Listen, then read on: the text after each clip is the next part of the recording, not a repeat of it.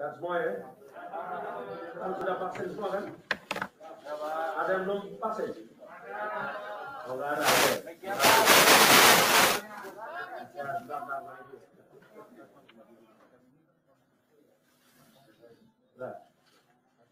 Baik. Bismillahirrahmanirrahim. Assalamualaikum warahmatullahi wabarakatuh. Selamat pagi rekan-rekan semuanya. Mohon maaf telah menunggu. Pagi hari ini kami akan menyampaikan perkembangan terkait dengan kegiatan tangkap tangan yang telah dilakukan KPK dari kemarin, tadi pagi dan sampai pagi kembali gitu ya. Hadir pagi hari ini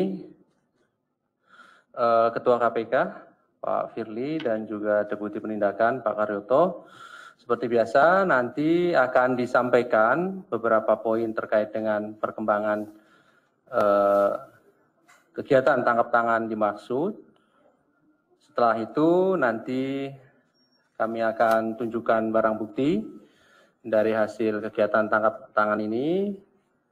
Berikutnya yang terakhir nanti kami persilahkan satu sesi untuk tiga orang penanya dan kita fokuskan pertanyaannya terkait dengan perkara ini. Baik, kami silahkan Pak Ketua untuk menyampaikan beberapa poin terkait dengan perkembangan kegiatan tangkap tangan di Sulawesi Selatan dimaksud. Kami silahkan Pak.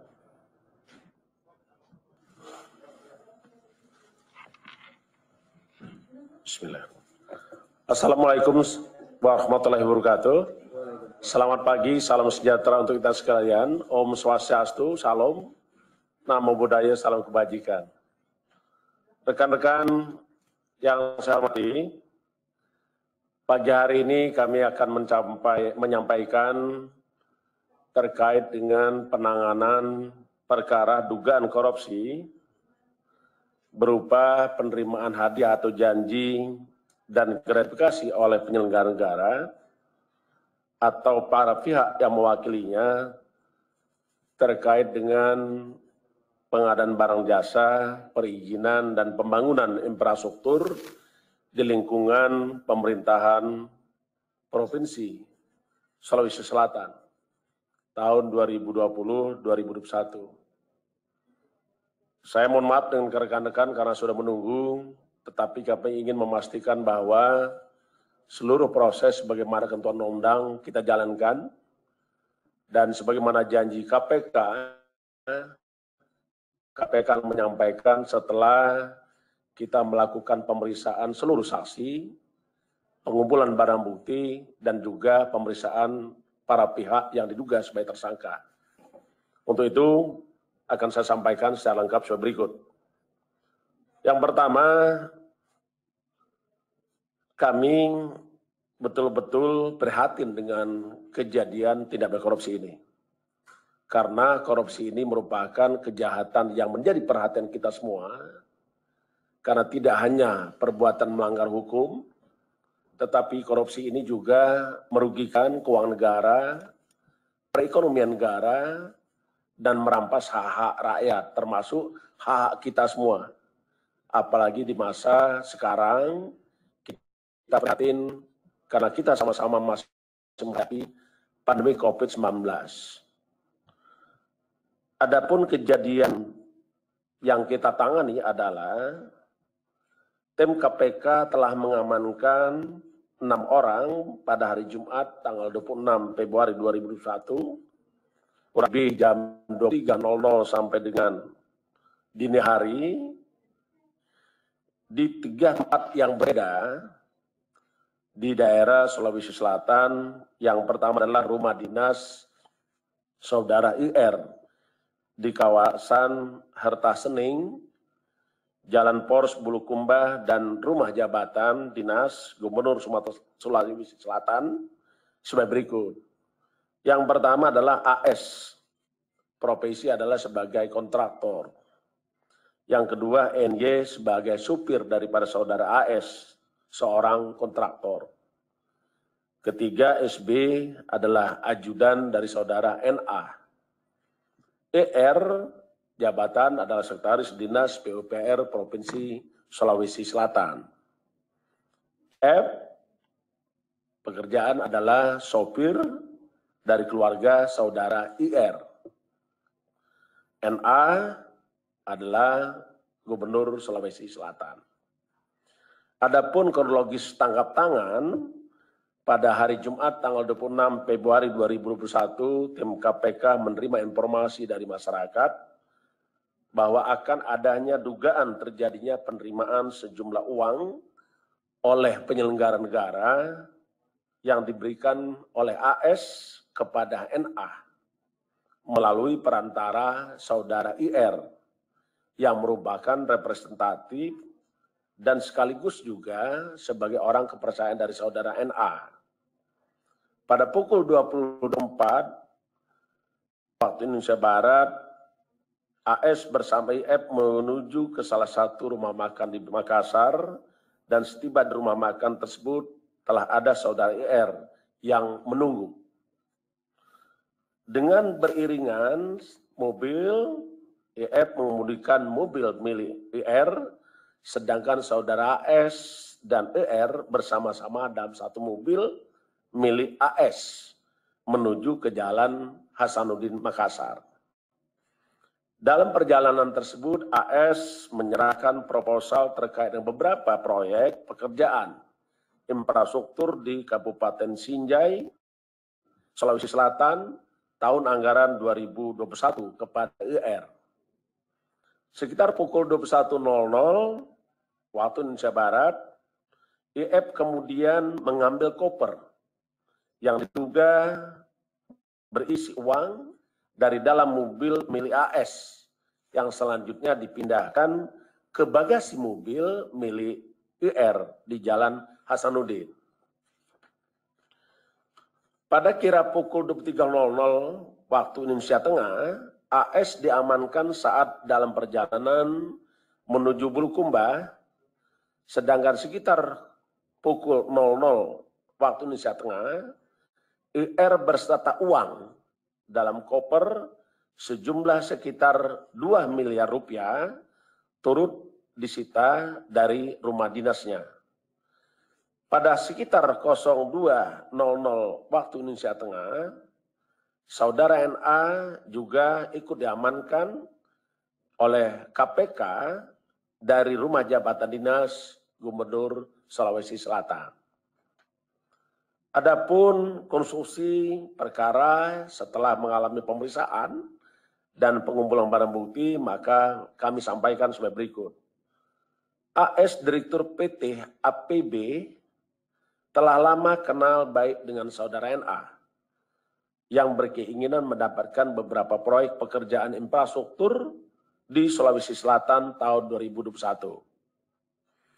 AS sebelumnya telah mengerjakan beberapa proyek di Sulawesi Selatan, di antaranya peningkatan jalan ruas Palampang Monte, Bonto Lempangan di Kabupaten Sinjai, Bulukumba, dana anggaran khusus DAK tahun 2019 sebesar 28,9 miliar. Berikutnya pembangunan jalan ruas Palampang Monte, Bonto Lempangan tahun 2020 dengan nilai proyek 15,7 miliar. Yang ketiga, pembangunan ruas jalan Palampang Monte, Bonto Lempangan, satu paket APBD Provinsi Sulawesi Selatan dengan nilai 19 miliar. Berikutnya, pembangunan jalan, pedestrian, dan penerangan jalan kawasan wisata Bira, dana bantuan keuangan Provinsi Sulawesi Selatan tahun 2020 kepada Kabupaten Bulukumba. Tahun anggaran 2020 ini dengan nilai proyek 20,8 miliar. Yang selanjutnya, pekerjaan dikerjakan AS juga adalah rehabilitasi jalan parkiran 1 dan pembangunan jalan parkiran 2, kawasan wisata Bira, anggaran bantuan keuangan Provinsi Sulawesi Selatan tahun 2020 kepada Kabupaten Bulukumba tahun anggaran 2020 dengan nilai proyek 7,1 miliar. Sejak bulan Februari 2021, telah ada komunikasi aktif antara saudara AS dengan IR sebagai representasi dan sekaligus orang kepercayaan saudara NA untuk bisa memastikan agar AS mendapatkan kembali proyek yang diinginkannya di tahun 2021. Dalam beberapa komunikasi, diduga ada tawar-menawar fee untuk penentuan masing-masing dalil nilai proyek yang nantinya akan dikerjakan oleh AS. Pada sekitar awal Februari 2021, ketika NA sedang berada di Bulukumba bertemu dengan saudara IR dan juga AS yang telah mendapatkan proyek pekerjaan wisata Bira. NA menyampaikan pada IR bahwa kelanjutan proyek wisata Bira akan kembali dikerjakan oleh AS, yang kemudian NA memberikan persetujuan dan memerintahkan IR untuk segera mempercepat pembuatan dokumen detail engineering design yang akan dilelang pada APBD tahun 2022. Di samping itu, pada akhir Februari 2021, ketika ER bertemu dengan NA, disampaikan bahwa proyek yang dikerjakan oleh AS di Bulukumba sudah diberikan kepada pihak lain. Saat itu NA mengatakan yang penting operasional kegiatan NA tetap bisa dibantu oleh AS. AS selanjutnya pada tanggal 26 Februari 2001 diduga menyerahkan uang sebesar 2 miliar rupiah kepada NA melalui saudara IR. Selain itu, NA juga diduga menerima uang dari kontraktor lain, di antaranya sebagai berikut. Pertama, pada akhir 2020, NA menerima uang sebesar 200 juta rupiah. Kemudian pertengahan Februari 2001, NA melalui SB menerima uang 1 miliar. Selanjutnya pada awal Februari 2021, NA melalui SB menerima uang sebesar 2,2 miliar. Berdasarkan keterangan para saksi dan bukti yang cukup, maka KPK berkeyakinan bahwa tersangka dalam perkara ini sebanyak 3 orang. Pertama, sebagai penerima, yaitu saudara NA dan saudara IR.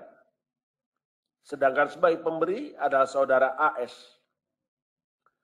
Adapun para tersangka tersebut disangkakan saudara NA dan IR disangkakan melanggar pasal 12 huruf A dan pasal 12 huruf B atau pasal 11 dan pasal 12B besar Undang-Undang Nomor 31 1999 tentang pemberantasan tindak pidana korupsi sebagaimana telah diubah dengan Undang-Undang Nomor 20 tahun 2001 tentang perubahan atas Undang-Undang 31 tahun 1999 tentang pemberantasan tindak pidana korupsi. Yonto pasal 55 ayat 1 ke 1 KUHP. Sedangkan sebagai pemberi, saudara AS disangkakan melanggar pasal 5 ayat 1 huruf A atau pasal 5 ayat 1 huruf B atau pasal 13 Undang-Undang 31 tahun 99 tentang tindak pidana pemberantasan tindak pidana korupsi sebagaimana telah diubah dengan Undang-Undang Nomor 20 tahun 2001 tentang perubahan atas Undang-Undang 31 tahun 99 tentang pemberantasan tindak pidana korupsi. Yonto pasal 5 ayat 1 ke 1 KUHP. Para tersangka NA, R dan AS dilakukan penahanan selama 20 hari. Pertama, terhitung sejak tanggal 27 Februari 2021 sampai 18 Maret 2021. Saudara NA akan ditahan di rutan cabang KPK, cabang Pomdam Jaya Guntur. IR ditahan di rutan cabang KPK pada Kapling C1. AS ditahan di rutan cabang KPK pada Gerung Merah Putih. Untuk memutus rantai penularan COVID-19, kita sangat-sangat memahami bahwa keselamatan jiwa adalah hukum tertinggi. Terkait dengan itu, maka setiap orang yang ditahan oleh KPK perlu dipastikan tidak tertular atau tidak menyebarkan pandemi COVID-19. Karenanya para tersangka akan mengalami dan menjalani dilakukan isolasi mandiri di rutan KPK Kapling C1. Kami sampaikan kepada rekan-rekan semua bahwa KPK dalam pemberantasan korupsi kita tetap berkomitmen dan kita tidak akan pernah habis tenaga, pikiran dalam rangka pemberantasan korupsi. Kami juga sangat berharap kepada seluruh masyarakat apabila menemukan ada dugaan tindak pidana korupsi, beritahu KPK. Mata KPK memang terbatas, tidak lebih dari 1.652 pasang mata. Tetapi KPK punya mata rakyat. Itulah informasi yang kita tunggu dari rakyat. Dan KPK sampai hari ini tetap berharap partisipasi masyarakat dan KPK mengucapkan terima kasih kepada rekan-rekan media seluruh rakyat Indonesia dimanapun berada yang telah membantu pemberantasan tindak pidana korupsi. Saya kira itu yang ingin kami sampaikan dan kami tetap berharap dukungan dari seluruh rakyat Indonesia untuk mewujudkan NKRI bebas dari korupsi. Terima kasih. Baik, terima kasih kepada Ketua yang telah menyampaikan beberapa poin terkait dengan perkembangan penanganan kegiatan tangkap tangan di Sulawesi Selatan. Sebelum nanti pertanyaan ya Mas Mario, kami akan tunjukkan barang bukti lebih dahulu dari kegiatan ini.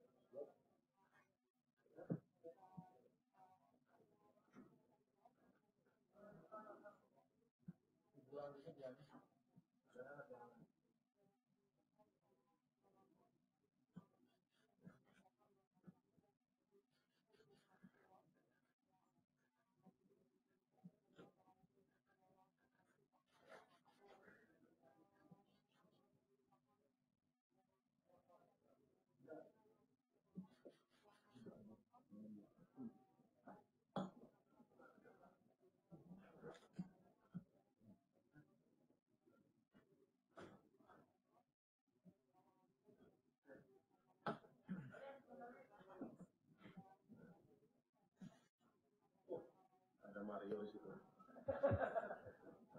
Mario selalu nomor 1 kalau bertanya ya. Langsung jawabnya gimana? Siap saja, Pak. Oke, Pak Salih. Ya. Baik, berikutnya kami silahkan 3 orang penanya untuk satu sesi ya. 1, Mas Mario. Di belakang, Mas Sabir ya. Oke, 1 lagi yang di tengah, ada? Atau 2 dulu? 2 dulu ya, sebelah kanan. Ya, terima kasih. Selamat malam. Saya Mario dari Metro TV. Saya ingin menanyakan soal tadi ada pernyataan dari Pak Ketua yang menyatakan ada sejumlah proyek, bahkan terakhir ada proyek yang jauh direncanakan 2019 terkait Bulukumba yang dikatakan kemudian ternyata proyek itu tidak jatuh ke AS, tapi diberikan kepada kontraktor lain. Artinya bahwa sebelum peristiwa OTT ini sudah ada pemberian-pemberian yang diterima oleh NA. Dan informasi yang saya dapat adalah ada beberapa kontraktor yang diantaranya adalah PT Banteng Laut Indonesia. Dan ada pun yang diduga melakukan pemberian adalah saudara YG atau Yoga Gumlar kalau nggak salah yang memberikan juga uang. Yang kita tahu bahwa perusahaan Banteng Laut Indonesia ini dimiliki oleh Suni Tanuwijaya. Bahkan direkturnya ini sendiri merupakan sekretaris staf DPRD Pemprov DKI. Nah, ini cukup menarik, saya lihat bahwa ada antar perusahaan ini dimiliki oleh partai-partai yang kita tahu bahwa staf fraksi bernama YG ini merupakan staf di Pemprov DPRD DKI. Lucu nih, agak lucu nih. Dan diduga itu sudah berhubungan jauh dengan saudara NA. Nah, pertanyaan saya, apakah benar salah satu kontraktor yang dimaksud oleh ketua itu adalah PT Banteng Laut Indonesia?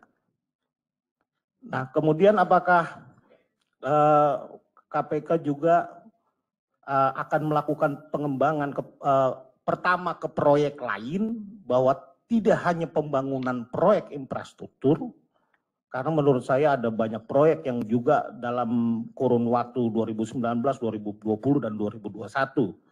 Seperti misalkan proyek cukup besar itu kan Makassar Newport, itu 2,8 triliun.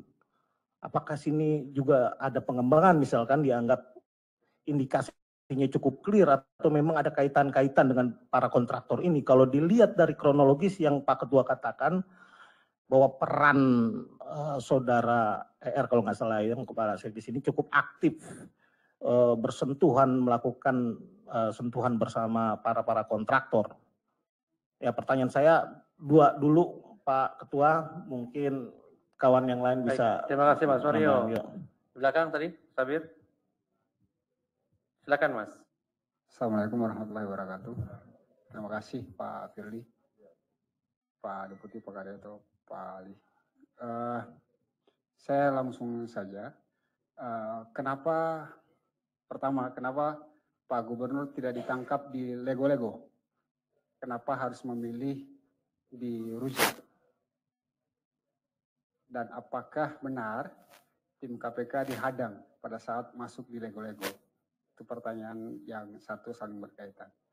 Yang kedua, kenapa Agung Sucipto alias Pak Anggo ini harus ditangkap di perjalanan saat ke Bulukumba? Kenapa tidak ditangkap di rumah makan nelayan pada saat bersama dengan tersangka Edi Rahmat? Kenapa harus ditangkap di perjalanan? Itu pertanyaan kedua. Yang ketiga, apakah benar ada kontraktor lain inisialnya HS aliasnya A juga terkait dengan pemberian uang yang sebelumnya terjadi kepada Pak NA, Pak Gubernur Pak Nurdin Abdullah? Yang keempat, apakah benar proyek lainnya ada yang terkait dengan proyek Puncak kalau saya tidak salah, yang kontraktornya adalah P. Kalau P, inisialnya P, saya tidak ingin menyebutkan nama lengkapnya. Dan itu sudah diketahui oleh Pak Gubernur dan Pak Edi. Apakah benar pada tanggal 15 sempat ada komunikasi dan pertemuan untuk pembahasan itu, yang dimana Pak Gubernur memerintahkan agar kepala dinasnya, Pak Profesor juga, untuk mencairkan penganggarannya. Jadi ada 4 pertanyaan. Berikutnya Pak Firly, Pak Deputi, apakah benar penyelidikan sudah dimulai sejak beberapa bulan lalu? Kalau benar, sejak kapan? Karena ada info dari sana bahwa surat yang disampaikan ketika penangkapan kepada Pak NA itu tertulis 1 Oktober 2020. Apakah benar itu? Itu kelima. Yang keenam, mohon maaf Pak Firly, Pak Gubernur ini kan seringkali diundang dalam program pencegahan korupsi KPK. Mendapat penghargaan dari KPK, nilai MCP-nya sangat tinggi. Tahun 2019 kalau saya tidak salah ada penyelamatan 6,9 triliun begitu. Artinya kan sebenarnya KPK sudah mengingatkan sejak lama, pendampingan sudah lama. Nah, kenapa masih terjadi seperti ini? Terakhir dari saya, sebenarnya di mana posisi keaktifan dari Pak Gubernur ini, Pak? Karena kan pasal yang disangkakan kan pertama pasal 12 ayat 1 huruf A, itu kan pasal aktif. Dan kenapa harus diterapkan pasal 12B, gratifikasi, Pak? Sedangkan kalau disebutkan tadi itu, ini kan pemburuan suap, kok tiba-tiba ada gratifikasi gitu, Pak? Mohon penjelasannya. Terima kasih. Oke, terima kasih Mas Safir. Saya beri kesempatan satu orang penanya lagi, karena tadi saya beri kesempatan 3 orang. Ada yang mau bertanya? Silakan. Oke ya, cukup ya. Baik, terima kasih Mas Mario dan Mas Safir. Kami silakan, Pak.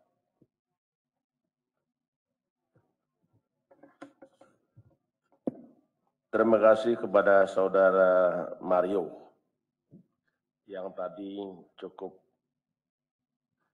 komprehensif pertanyaannya. Tentu setiap informasi yang diterima oleh KPK termasuk malam hari ini dari rekan-rekan wartawan, tentu kita tampung dan kita akan tindak lanjuti dengan cara pendalaman. Tentu kalau yang kita sampaikan hari ini adalah perkara yang ditangani oleh KPK terkait dengan tindak pidana korupsi berupa dugaan pemberian hadiah atau janji yang dilakukan oleh para pihak kepada penyelenggara negara. Itu dulu yang pertama. Tetapi kita memang tidak pernah menutup diri untuk menerima informasi dari seluruh masyarakat termasuk rekan-rekan media. Karena pada prinsipnya tidak ada orang bisa sukses tanpa orang lain, termasuk KPK. Karenanya kita sangat-sangat memberikan apresiasi apa yang disampaikan oleh informasi oleh Mas Mario maupun Mas Sabir tadi. Terima kasih itu. Itu akan kita lanjuti. Tetapi hari ini kita sedang menangani perkara yang sebagaimana tadi saya sebutkan adalah dugaan penerima hadiah yang dilakukan oleh saudara NA, IR, dan juga termasuk dengan saudara AS tadi itu. Kenapa ini menjadi penting? Karena kita prinsip bahwa the sunrise and the sunset prinsipal itu harus ditetapkan. Seketika orang ditetapkan sebagai tersangka, maka dia harus memiliki hak yang sama untuk mendapatkan pemeriksaan secara cepat dan tetap dihormati hak asasi manusianya, dan juga kita tetap mendukung dan menjunjung tinggi terkait dengan asas praduga tak bersalah. Itu prinsip. Yang berikutnya tadi disampaikan oleh Pak Sabir terkait dengan beberapa hal tentang penyelidikan. Ada informasi 1 Oktober 2020. Kami ingin sampaikan bahwa proses penyelidikan itu adalah serangkaian tindakan penyelidik dalam rangka menemukan suatu peristiwa dan menentukan peristiwa ini adalah peristiwa pidana guna dilakukan untuk penyidikan. Jadi saya kira itu, Mas. Yang berikutnya, kalau tadi disampaikan terkait dengan prestasi atau apresiasi yang pernah diterima oleh saudara NA, termasuk dengan beberapa penghargaan, tentu itu diberikan sesuai dengan prestasi dan waktu, tempat tertentu. Jadi kita memang memberikan apresiasi dengan seluruh pejabat negara yang dinilai untuk berprestasi. Tetapi coba ingat bahwa korupsi itu disebabkan karena ada kekuasaan. Korupsi itu disebabkan karena ada kesempatan. Korupsi itu terjadi karena ada keserakahan, ada kebutuhan. Dan yang paling penting lagi adalah jangan berpikir bahwa setiap orang yang sudah menerima penghargaan tidak akan melakukan korupsi. Kenapa? Karena korupsi adalah pertemuan antara kekuasaan dan kesempatan, serta minusnya integritas. Jadi kalau boleh saya katakan rumusnya adalah corruption equal to power plus opportunity minus integrity. Jadi siapapun. Sehingga saya berharap kepada seluruh penyelenggara negara, kita diberikan mandat amanat rakyat. Maka peganglah amanah itu, jauhi perilaku korupsi, karena korupsi, tindak pidana korupsi itu setidak-tidaknya ada 30 jenis tindak pidana korupsi. Sebagaimana diatur dalam Undang-Undang 31 tahun 1999 yang telah dirubah dengan Undang-Undang 20 tahun 2001. Jumlahnya ada 30 jenis. Nah, ini hal yang paling penting adalah bagaimana penyelenggara tetap berkomitmen untuk tidak melakukan korupsi dan dia terus membangun, menjaga, serta memelihara amanah rakyat, integritas dirinya. Hanya itu yang kami ingin sampaikan. Karena pemberantasan korupsi itu tidak hanya dilakukan dengan tindakan, tapi kita juga melakukan pendidikan masyarakat supaya meningkatkan integritas para penyelenggara negara, aparatur pemerintah, supaya integritas meningkat, tidak melakukan korupsi.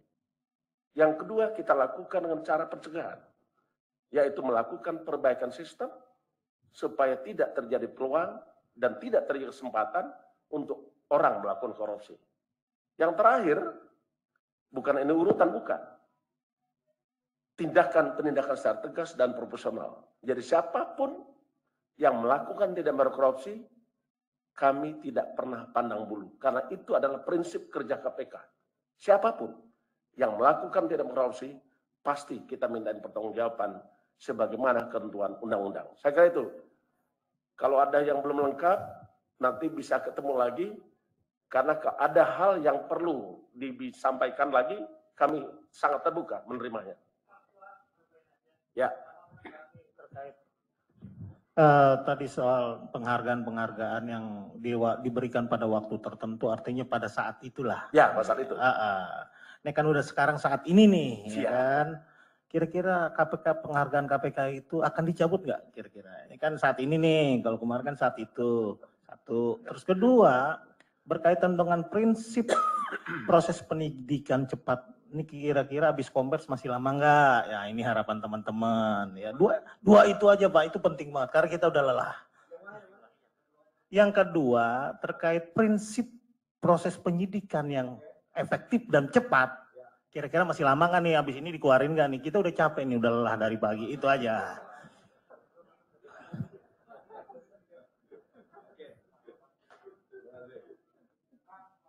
Pak Sabir ya. Pak Sabir.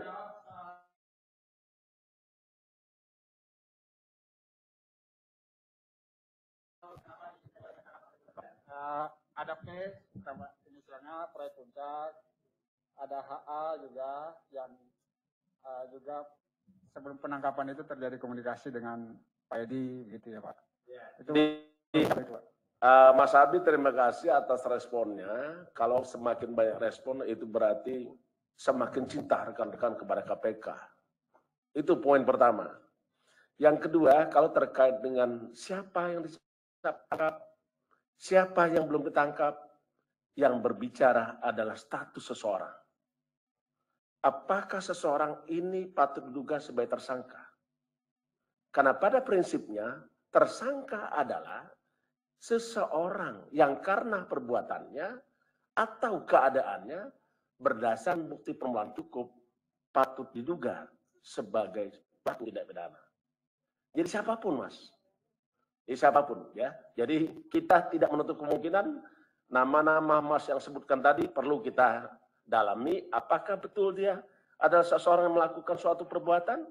Apakah perbuatan itu ada perbuatan melawan hukum? Apakah itu juga memiliki sifat kesalahan? Apakah juga itu dapat kita pertanggungjawabkan? Dan yang paling penting adalah KPK bekerja dengan prinsip adanya kecukupan alat bukti. Jadi jangan khawatir. Kalau ada yang belum ketangkap, seketika alat bukti cukup, pasti dilakukan penangkapan. Baik, terima kasih. Saya kira cukup ya. Cukup lah. Cukup ya.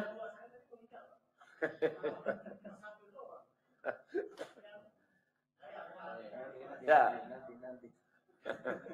Oke. Oke. Saya kira cukup. Cukup ya. Ya, terima kasih. Ya, baik. Terima kasih. Terima kasih atas dukungan kawan-kawan. Sampai menunggu sehingga dini hari. Ya, terima kasih. Baik. Terima kasih Pak Ketua dan Pak Deputi Bendahara dan rekan-rekan semuanya yang hadir pada pagi hari ini. Assalamualaikum.